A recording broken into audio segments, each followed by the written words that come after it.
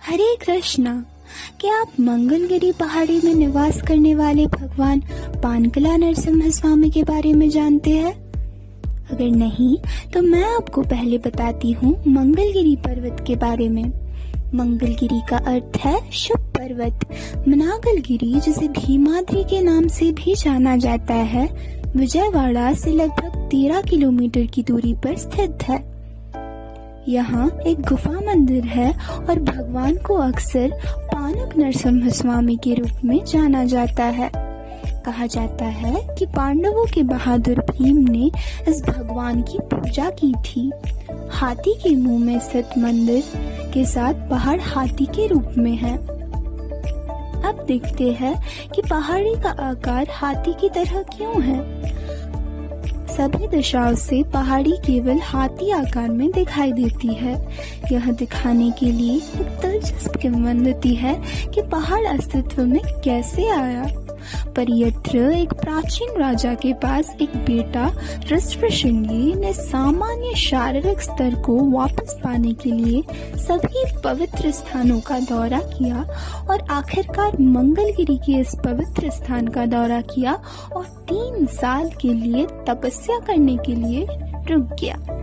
सभी देवताओं ने उन्हें मंगलगिरी में रहने की सलाह दी और भगवान विष्णु की प्रशंसा में तपस्या करना जारी रखा।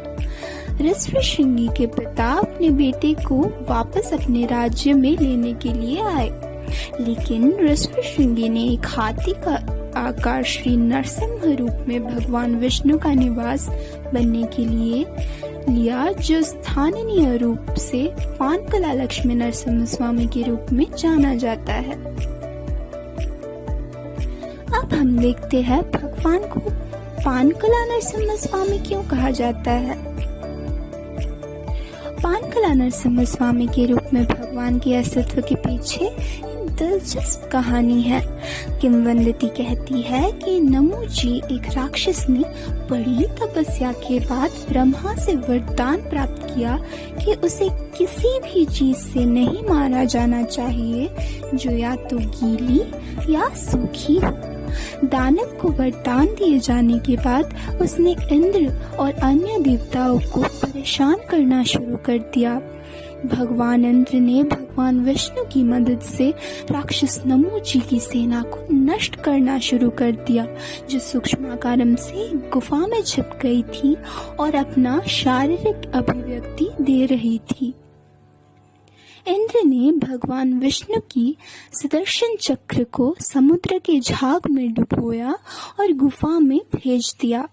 भगवान विष्णु ने चक्र के केंद्र में स्वयं को प्रकट करते हुए अपने सांस छोड़ने की आग से राक्षस के जीवन श्वास को नष्ट कर दिया। इस प्रकार उन्हें सुदर्शन नरसिम्हा का नाम मिला।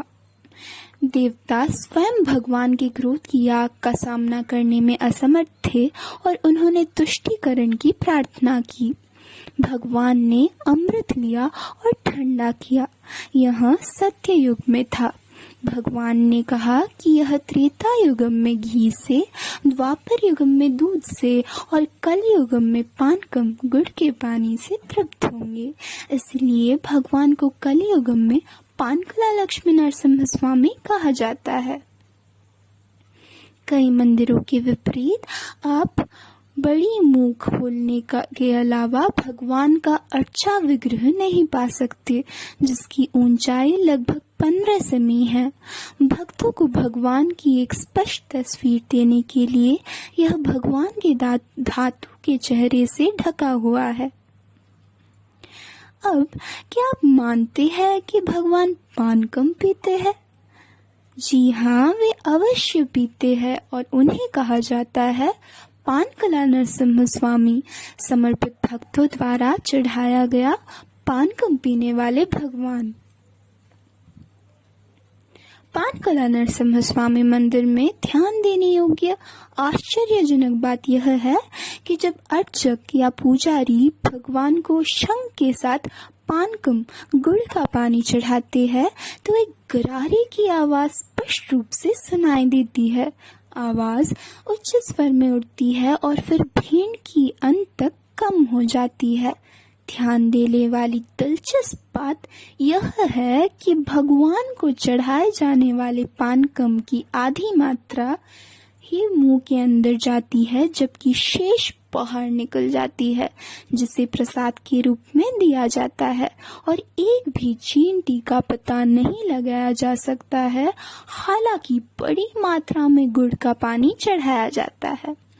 यह घटना दिन में एक बार नहीं होती, बल्कि दिन के दौरान एक आवर्ती विशेषता होती है जब भक्त पानकम गुड़ का पानी चढ़ाते हैं। मंदिर केवल दोपहर तक ही खोला जाएगा। इस विश्वास के साथ देवता रात में पूजा करते हैं।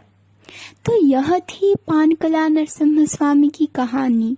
आशा है कि आपको यह पसंद आया होगा और आप निश्चित रूप से इस मंदिर के दर्शन करेंगे और जल्द ही भगवान के दर्शन प्राप्त करेंगे।